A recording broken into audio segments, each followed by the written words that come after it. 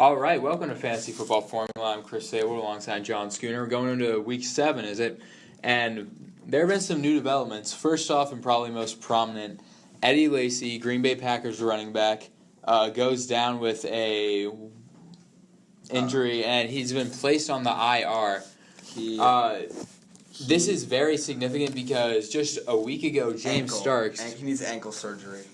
James Starks was placed on the IR, so we're looking kind of at an RB3, and for their own team, not even in fantasy. And John, what are your thoughts? Who should you pick up to be the replacement for Eddie Lacy? So, if we're talking about the game tonight, which is Thursday, is it the Thursday 20th, the only player I think that you can rely on, you can't play at running back, and that's Ty Montgomery. I would agree with that. Ty Montgomery.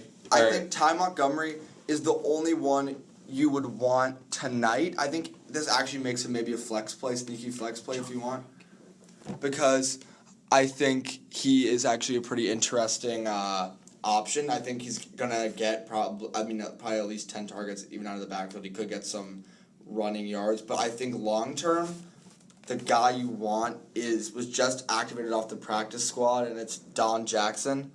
I think he's the one who's going to end up getting the workload.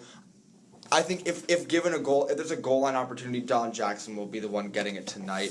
The guy, I think you pick up Montgomery and Jackson. I'm just not sold on Knile Davis. I think Knile Davis will be playing just on kickoffs for the foreseeable future. Yeah, Ty Montgomery, I would say if he's a wide receiver 2 maybe this week. Yeah, I could give him a lot of value this week. I would definitely play him if you have him. Chicago's defense is not great against run or pass. There are a lot of guys that I like, actually, on Chicago's defense. You have Terrell Freeman, Danny Trevathan. They drafted a few guys, one out of William & Mary, DeAndre Carson-Houston, and then also James Bullard out of Florida, who I really like. But the defense really hasn't lived up to my expectations for it. But Ty Montgomery, wide receiver 2 this week, a lot of upside. I think the one thing that you have to worry about with the Packers right now is they're just not playing that well. Yeah. And I think our favorite thing about Eddie Lacy is that he's your perfect back when you're winning. So he's kind of like a better version of LeGarrette Blount. Yeah. He's just going to grind out 5 yards for you on first down whenever you're winning. So he's just going to rack up carries. But, the problem is the Packers just haven't been that good. And it's not, usually with the Packers, what it is you think, oh, Jordy Nelson, Randall Cobb, Eddie Lacy, Aaron Rodgers, one of the most talented skill groups in the NFL. It's not even that this year. The offensive line is performing the best I've ever seen them for Green Bay. But for the Rodgers, they didn't open up enough lanes for Lacy against New York. Though I think he had one really big run, and especially against Dallas, they got in the red zone multiple times, and Dallas's run defense is not that great, but they just couldn't open up that initial hole. When Lacy hits the initial hole, he hits it hard and he gets through for 10-yard gains. Because, let's be honest, cornerbacks can't take him down.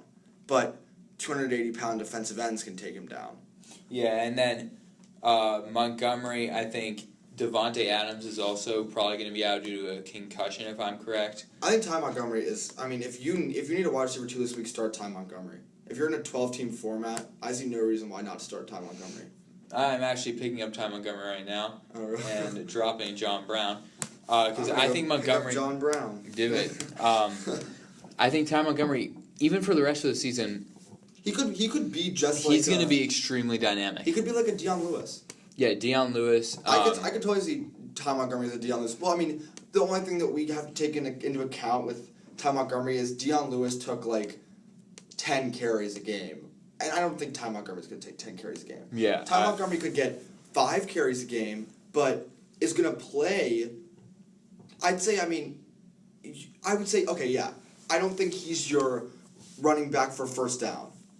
I think Don Jackson, first down, give the ball to him. But if, say, he doesn't get any yards, Ty Montgomery's going to be there for second and third down. So he's becoming a 2-down back as a wide receiver. He could easily see 15 targets a game between his position in the slot, out wide, and at the running back position. Yeah, Ty Montgomery is ranked as wide receiver 29 going into this week. I'd probably have him around the same range. I think that I could give him as high as 25, though. 25, yeah. I don't know who I'd put above him, who I'd put below him, but there's the upside there. Though, for those of you that are playing DraftKings, I'd definitely add him. Yeah, he's going to be a cheap over 10 targets for... because especially if Devontae Adams doesn't play, that's extra targets for Ty Montgomery. And I think he's been pretty good. Like, when he's gotten the ball, he's been pretty dynamic out of the backfield, in the slot. I mean, he's been just as good as Devontae Adams has. And Don Jackson, he was on the practice squad, and he was not talented enough to make it off of the practice squad last week when they only had Eddie Lacy. The one thing I mean, in my opinion, I think they did that as a way to involve Eddie Lacy. I think. But how many carries did Lacy have? A lot. I think a lot of this injury can be blamed on Mike McCarthy, in my opinion, because you can't give 17 carries to a guy who was clearly injured. Yeah, and Eddie Lacy was clearly injured. That's if Eddie Lacy. It was starting running back's injured, backup running back's hurt. You don't have. But they said during that week they wanted that situation for Eddie Lacy. They wanted to give him the ball, and the Packers like Don Jackson. They do. They've been talking about him. They've been talking about promoting him basically all season. Yeah, and ever since James Starks went out, all I've heard in my ear is Don Jackson, Don Jackson. I'm like, how can this guy be good if he's on the practice squad? But the problem is, we don't even know what he looks like. He could be 6'8", and I wouldn't know. I mean, nobody knows anything about him, but all I've heard is that the Packers like him. Yeah, and he's 5'10", 209 pounds, and I mean that's not that bad. He's 23 years old. I mean, we'll see tonight. I think the Packers will want to get him involved just to see what they have with him. And then also, Ajayi had an incredible game, broke out finally after really not having much of a workload last year, and succumbing to the Arian Foster hype train for the first 5 weeks of the season. He played well. I would say he played well. I mean, Ajayi, 25 carries for 204 yards, 2 touchdowns. That's a big shift in the Dolphins' backfield, and I think we did see it coming as the coaching staff made it very clear that they wanted to work with one guy. Yeah. And because our BBC just hasn't worked for Miami in the past, the only successful running games we saw from Lamar Miller is when he got a lot of carries, because running back is one of the bigger rhythm positions in sports. Mm-hmm. It's like the guys just perform better when you give them the ball more. Like Eddie Lacy's, going back to Eddie Lacy, but not really, his only 100-yard performance before he went down was 17 carries. LaShawn McCoy has been better when he's gotten the ball more. He had 15 and 16 carries in the first 2 weeks of the season and got under 60 yards in both of them. Since then, he hasn't gotten less than 17, and he's gotten over 110 yards in 3 of the 4, and he got 100 yards from scrimmage in the other one. Running backs need to be involved, and they gave Ajayi the ball. We've both said that Ajayi is talented in the past. Yeah. I mean, the problem has been that he couldn't hold on to the ball. But we saw Ajayi take a lot of hard hits last week against Pittsburgh when he broke into the secondary. I mean, yeah, it wasn't... The Steelers' defense isn't that great, but he held onto the ball. That was the biggest thing for me. Yeah. I've always seen Ajayi as an interesting talent. He has pretty good speed when he breaks away. He's pretty big. He's not tiny like some of the other guys. He's got everything you want in a running back, and now he has the volume, which is the most important thing. And then Ben Roethlisberger goes down. Le'Veon Bell, I think his value is probably going to go up, more red zone usage. He's played 3 games with no touchdowns, but still has put up, I think, over 100 yards or over 100 all-purpose yards in every game, which is very impressive. Le'Veon Bell is, I think the only thing that's holding Le'Veon back from being the number 1 running back is that David Johnson scores more than he does. And so does Ezekiel Elliott. Yeah, I would take both Zeke and Johnson over Le'Veon. I agree right now, but, I mean, if you're the Steelers this weekend, they're playing New England. And I mean, how are you going to beat New England? Hold on to the ball. I could see them giving Le'Veon Bell the ball 35 times this weekend. Like, I wouldn't be. I mean, including catches. But why not give Le'Veon Bell 25 carries? That's the only way they're going to win. It's the only way they're going to beat New England this weekend. They're not going to. But who are they starting at quarterback? New England or Pittsburgh? Pittsburgh. Landry Jones or something? Yeah. He's horrible. I agree. He's terrible. When Michael Vick and Ben Roethlisberger both went down last year, they couldn't do anything besides run the ball. And the injury bug has really always hit the Steelers last year. You had Roethlisberger go down, Bell go down, and then you had Roethlisberger come back for the playoffs, and then Antonio Brown went down. So it was almost a completely different team when they were playing the Patriots in the AFC Championship game. Or no? It was the divisional game? They lost the Broncos in the divisional game. Broncos, my fault. But then, continue with that, Mike Wallace, Kenny Britt, and Michael Beasley are probably the surprise three receivers in the top 20. What did I say, Michael Beasley? Yeah. Okay, we're not talking about basketball, my bad. They come in at 15, 16, and 18, I think, if I'm correct. Chris, which of those three do you think will finish in the top 25 by the end of the year? Which of those three? Top 25, I think Britt and Beasley will. What about top 20? Britt, probably. I Beasley, really like Kenny Britt. Kenny Britt, yeah. He's kind of become, in a way, one of the more effective players on Los Angeles' roster because Gurley is just impaired by his offensive line. Kenny Britt's, if we can say anything about Kenny Britt, he's big. Mm-hmm. And what does big get you? Big gets you touchdowns. It's true. And big gets you jump balls on deep balls down the middle of the field. And finally, Case Keenum did something this week. And is Case Keenum going to be as good as he was last week? No. Because it was Detroit, and Detroit's the worst pass defense ever. But I mean, Kirk Cousins is going to explode this week. If you start him. DraftKings, Kirk Cousins, and pair him if Desean Jackson doesn't play. Stack Kirk Cousins with Pierre Garçon because I can see Garçon putting up 20 points. Yeah, I mean, I think even if when Case Keenum is not as successful as he was yesterday, you still want Kenny Britt because Kenny Britt, he's an easy guy to throw to. Yeah. I mean, does he have the best hands ever? No. And Britt's kind of reemerged. He struggled. He has reemerged, and we've seen him get targets after targets every week. I've been looking at him on the waiver wire for weeks. Like, Kenny Britt's I think he's legit.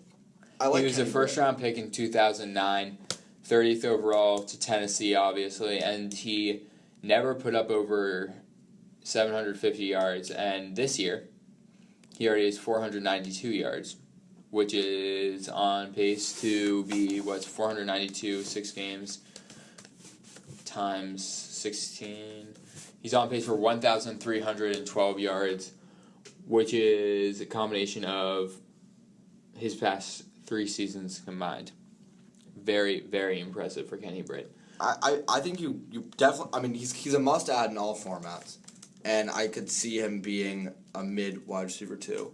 If you're in a deeper format, 12 or 14, I have no problem with starting Kenny Britt at the flex this weekend. Yeah, I agree with that. I mean, who's he playing? New York. I'd be tempted to play him just alone. I think you could play. I mean, and especially against a corner like Janoris Jenkins, who's not that big. Yeah, or Darrelle Revis. Which New York? New York Giants. Oh, okay, that's less favorable then. I mean, less favorable, but I think the thing you like fast receivers against Darrelle Revis. Yeah, because he's getting burnt. He's one of the highest burn rates in the NFL. But I mean, Janoris Jenkins has been pretty good, but I see no reason why Kenny Britt can't get over top of Janoris Jenkins and get some nice gains this weekend. Yeah, and Mike Wallace, I think he will finish as a top 30 receiver. I can see him as top 30. Cole Beasley, he's the most trusted player for Dak Prescott. I think in a way, when Des Bryant comes back, his production won't be affected by Des Bryant. It won't. And because in some ways, I wouldn't put my money on it, but it would not surprise me if from this point on, or when Des gets back on, Cole Beasley out. Yardage-wise, outproduces him. So who's like, Des Bryant, big plays. That's what he does. He's a big play receiver, and Dak Prescott isn't a big play quarterback. Yeah. Dak Prescott is just dump the ball off to Cole Beasley. I mean, and that's why he hasn't thrown any interceptions, because he hasn't made a single high leverage throw all season. And Des Bryant is the dude when you're tossing up a back corner go route from the 50-yard line, but is he good in a offense that's throwing 5-yard passes every time? And Cole Beasley against, who did they play last week? The Packers? Yes. Had one of the best routes I've seen in a He runs great routes. He always has. Long time, yeah, and he's always been a pretty underrated wide receiver. I agree. I've always liked playing against him in Washington. He's that scrappy style of small wide receiver. He's hard to guard. Yeah, he is, and I mean you see that. Let's see. I'm trying to skip to the highlights. You see Prescott obviously. Eventually during the season, he's going to start throwing the ball down the field more. And depending if Romo comes back, I think Romo coming back will hurt Beasley more than Dez coming back. Yes, but in my opinion, I don't think Dak Prescott is going to have to make bigger throws. I think he will. I think the only reason why he might is if he's trying to prove that he belongs instead of Tony Romo, but I just don't think he's going to have to. Their running back is getting 150 yards from scrimmage every week. Yeah. What is the point in him making the throw down the field if he can just throw a 5-yard gain to Cole Beasley? All right, yeah, so what was it? He started running and faked like a run block, and then the cornerback shifted in just a teeny bit, and then he did kind of a, how would you describe that? Not a juke, kind of like a shimmy. Yeah, a shimmy, that's actually a good word. A shimmy, and then, a shimmy, and then cut to the outside on like a 3-yard out into the end zone, and he was just wide open. Easy throw for Dak Prescott. I would say, where is it? So it was like a play-action designed rollout for Prescott to the right side. Then he had both Terrence Williams and Cole Beasley going over the middle. Williams coming from the outside, or slot on the opposite side, and then Beasley from the outside from the right side, and then Prescott rolled towards Beasley. Beasley was wide open, about 2 yards deep in the end zone, came down with it, touchdown. Dallas was up 27-9 against one of the most explosive offenses, or formerly in the NFL. So moving on, because we talked about our new developments for about 20 minutes. Quickly, buy low, sell high, Matt Jones. I would say buy low. I like Matt you Jones. can't even buy low on him anymore. You can't really buy low on him. I say he's a mid RB2 for the rest of the season. If you have him, keep him, because I think he's I say at worst he's like a high end flex play, because I just like what's going on in the Redskins offense now, especially with no Jordan Reed. They're gonna want to run the ball more. Because Matt Jones getting 150 rushing yards opens up Desean Jackson, and I think the Redskins don't want their number one option to be bombing the ball to Desean Jackson. And it definitely should be up there. It should be, but they don't want it to be. We shouldn't get into that right now. Marvin Jones, I would sell. He's not going to be. I say he's a high-end wide receiver 2 for the rest of the year. I agree, but don't agree. And the problem is, how's that? Matt Stafford. I mean, Golden Tate is kind of like a guy who I would be interested in buying really low on, maybe. Yeah. Because he fits Matt Stafford better than Marvin Jones does. Marvin Jones has had, in the last 3 weeks, 110 yards. Is that worrisome? I think yes. A little bit, yeah. Okay, let's look at Marvin. Can we get a board bet out of this, Sean, or no? Are you low? Are you low on Marvin Jones? I say Marvin Jones is his floor is a low wide receiver 2. Floor is a low wide receiver? No, his floor is a flex, and his ceiling. Well, we don't have a board bet then. His ceiling is high wide receiver 2. All right. He's not wide receiver number 3. So Marvin Jones sell high. Maybe you could get a little bit of a. He's wide receiver number 3. Jarvis Landry action, maybe. Oh, I would definitely. Take Jarvis Landry, Hopkins, Michael, or we'll get DeAndre Hopkins. I would not. Amari Cooper, buy low or sell high. I think the problem is I don't think you can sell Amari Cooper and get something. an Odell Beckham. Amari Cooper's number wide receiver 9 right now. Is he going to finish outside or inside the top 11? I would give him top 15, but the problem is it's difficult because... John, I say Amari Cooper finishes as a top 12 wide receiver. But the problem is I can see Amari Cooper finishing as a top 12 receiver, but I think the lowest he finishes is like 18. 18. So, what do you want to find? How are we going to get a bet out of this? I don't think there's a bet there because I'm confident in my man Amari Cooper. Because I like Amari Cooper. Had 16 receptions. Derek Carr literally only looked at Amari Cooper in the first half. I think he had. Yeah, but who's the problem? I mean, the only problem with Amari Cooper is who does Derek Carr like in the red zone? Crabtree. So I mean, he's probably not a top 10 wide receiver then. No, I think he could be because, I mean, you said it. That's all that Derek Carr looks at. I mean, Amari Cooper, wide receiver 1, probably. Do you think from high now on? Wide receiver 2? Yeah. But, I mean, I don't know. The problem is I don't think you sell high on him because I don't think you can get, I would not sell high on Cooper. I have him probably as my wide receiver. You can't really buy low either. 7, so maybe? I'd say hang on to it. I'd have Jones, Brown, Beckham all above him, AJ Green above him, Mike Evans above him. I mean, if you get Mike Evans for him, yeah. I don't see Landry, Marshall, Hopkins, I all have below him. I agree, I have them below. Alshon Jeffrey below him, Allen Robinson below him. Yep, I think, the only guys who you might be able I think Amari Cooper is the number 7 wide receiver for the rest of the season. Actually, it's going to be Hilton, Fitzgerald, Jones, Evans, and Cooper are kind of like that group of guys. Maybe Cooks is in it too, who you don't know where they're going to finish, but they're all going to finish kind of coinciding together in the top 15. Amari Cooper will be the top 15. I mean, he's really good. I mean, there's no question about it. The question is, can Derek Carr get him the ball enough? Yeah. And the only problem with Amari Cooper is Amari Cooper, he's not a red zone. He's guy. the number 9 wide receiver, and he has 1 touchdown. That's how efficient and how much yardage he has. He's getting yards, and the only reason why I like Mike Evans a lot more is because Mike Evans is a big boy. Mike Evans is big, and he's strong, and he's going to get yards and touchdowns, and that's the only problem is Amari Cooper's not going to score. Cooper has 1 touchdown, and the next highest guy with 1 touchdown is Jarvis Landry, who's kind of...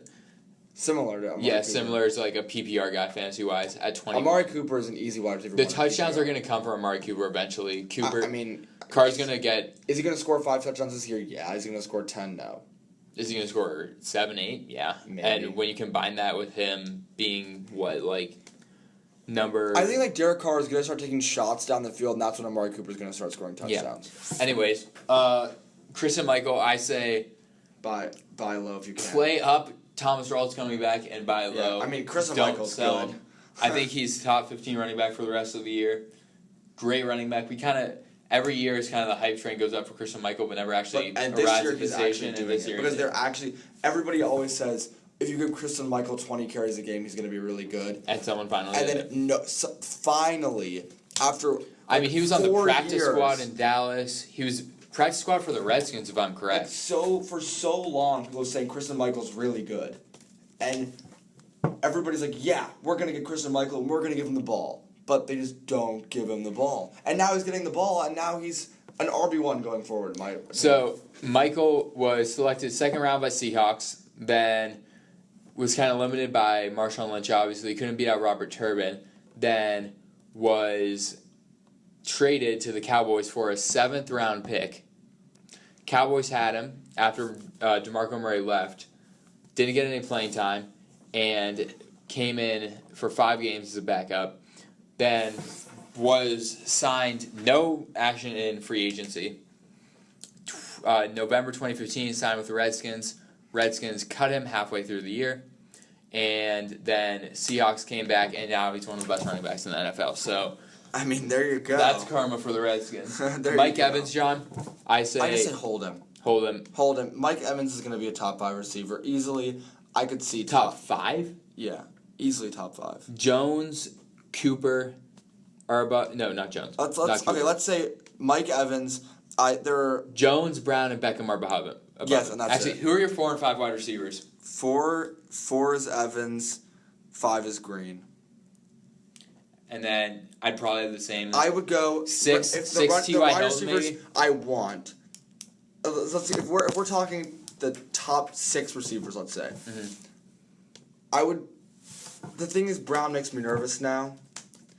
But I'd probably still have Brown 1, Beckham 2, Julio 3, Evans 4, Hilton 5, and then Green 6 probably. But those are interchangeable between Hilton and Green because I really like Hilton.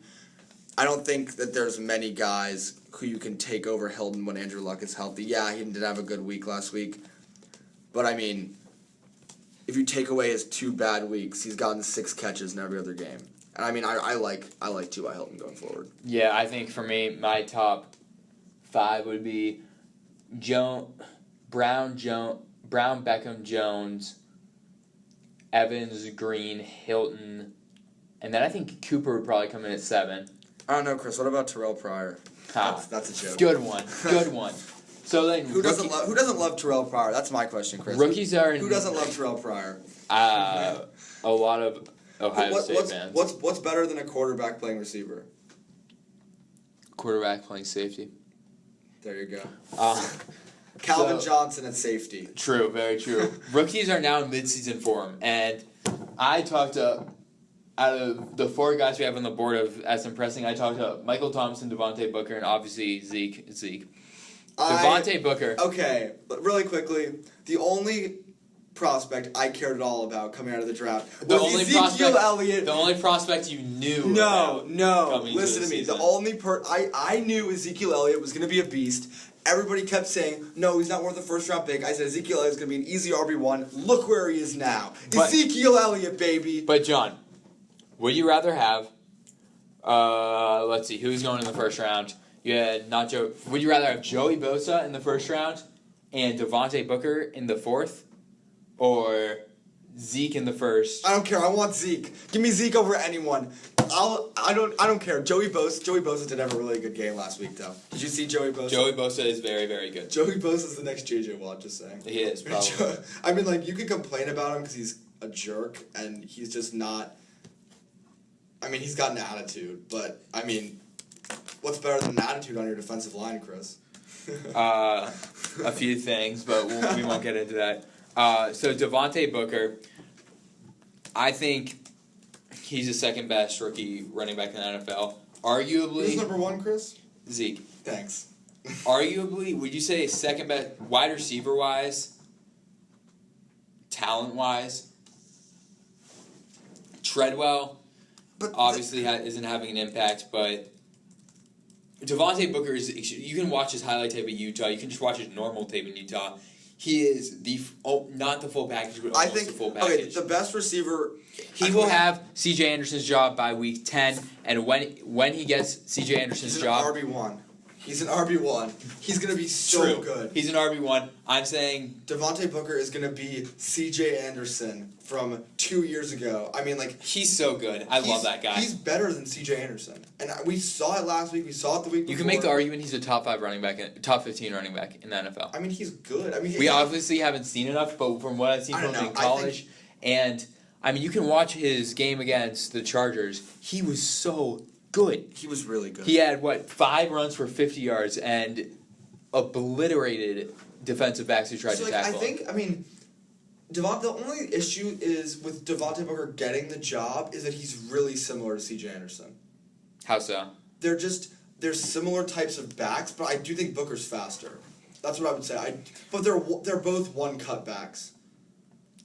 They're both kind of... They're perfect for a Gary Kubiak offense. But Booker... I would argue Booker is more of... I'm trying to remember, because honestly, he reminded me of Alfred Morrison in the sense that once he was outside of the numbers, I just think that... I mean, okay, so if I can have one of the if I have the 2 Denver running backs, they both hit the same hole, I want Devontae Booker. I agree with that. But I think... The only thing is... I think Devontae Booker will create more with less and has better vision than Anderson. I just think... I don't think almost every asset I think Booker's a better running back. We than like Anderson. Anderson because we like his workload. Yeah. And we like that he's the offense. And he's a good running back. Don't get me wrong. He's a good running back. But Devontae Booker is better in every facet of the game. Oh, I agree. I think he's more talented. But I think the thing to worry about with him getting the job is that they're just not that different. Yeah, I mean, like, so if we look at the Denver running game from recent history, we saw what? Monty Ball, C.J. Anderson, Ronnie Hillman, C.J. Anderson, Ronnie Hillman, C.J. Anderson. Like, between what happened. And the problem is none of Monty Ball just sucked. But then C.J. Anderson and Ronnie Hillman were so different. So it's like where they want to go with the offense. The offense is going to stay the same. But I think it's going to be better when Devontae Booker gets the job. and then other guys, Zeke, we're just going to skip it. Like, he's good. He's running back 2 or 1 for the rest of the year. Oh, I agree. Michael Thomas, I think he's just quietly putting together a very good season. He's a great season. In New Orleans, I had him as my wide receiver 4, maybe, going into the season for rookies. Talent-wise. I mean, we go, what, Coleman, Shepard.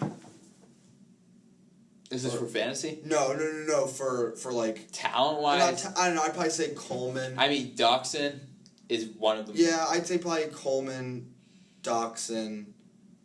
Treadwell was in there. Probably Treadwell, and then Thomas. Now, from what I'm seeing, Michael Thomas playing at NFL speed, I'd have him in my top 4 or top 3. I like Shepard, though, but, like, it's mainly just that he's getting open because of Odell. Yeah. But, and, like...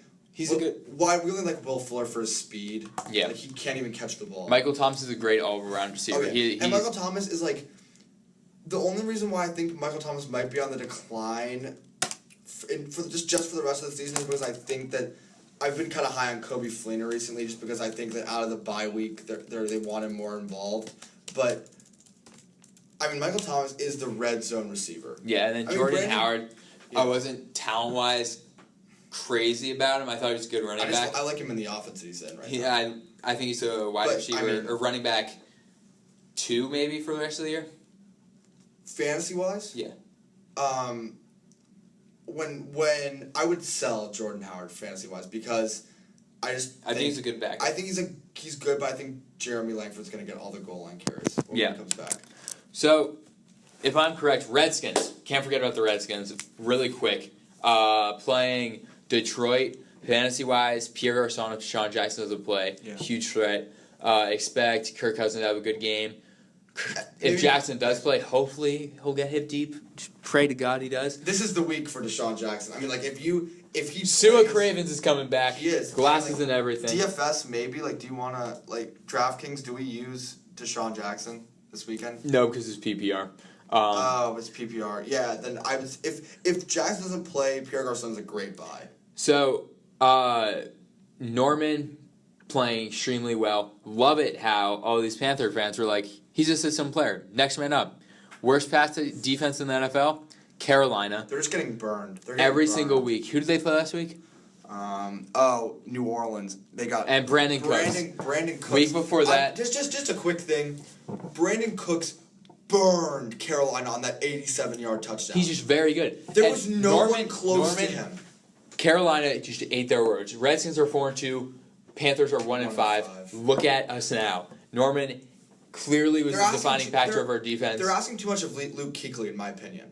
Luke Kuechly, great linebacker, but he can't do everything. Yeah, I mean, you need a good cornerback to pair with a good linebacker. It just makes it hard if you don't have one. Kerrigan, 2.5 stats that week. Kind of nice after seeing him be quiet the first few weeks. Chris Baker performing well. Compton Foster, actually pretty good duo at inside linebacker. Both of them are grading pretty well on Pro Football Focus, and watching them, Compton, gotta stop missing so many tackles. Love the guy, but he's getting there. He just isn't always making the tackles in traffic.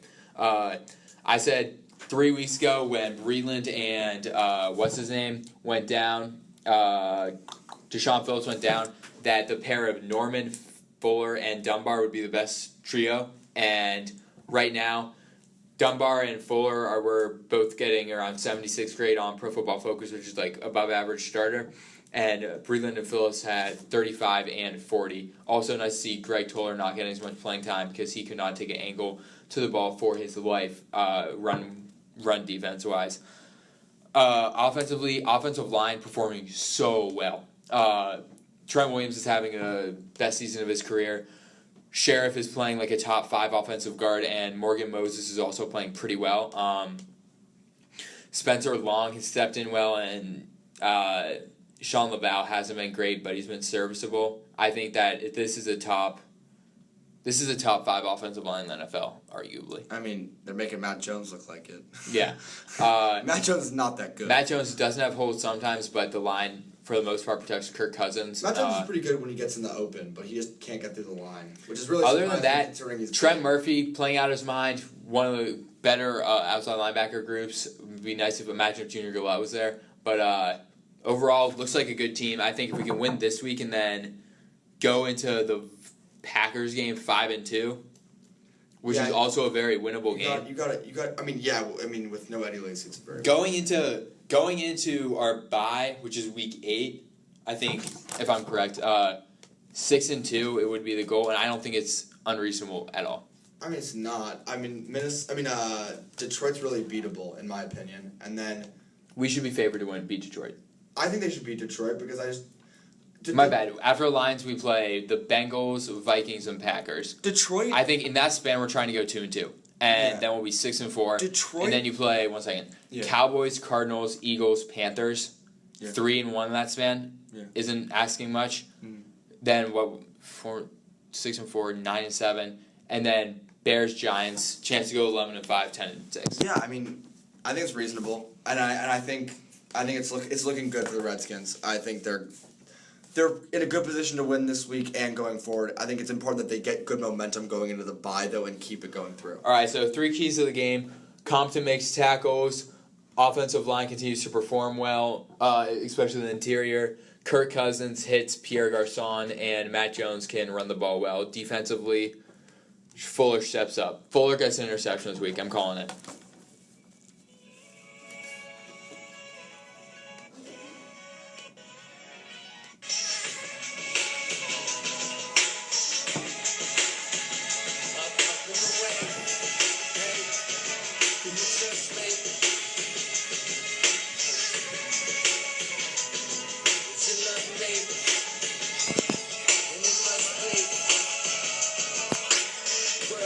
So from Savold Fantasy Talk, Fantasy Football Formula, Chris Savold alongside John Schooner. See ya!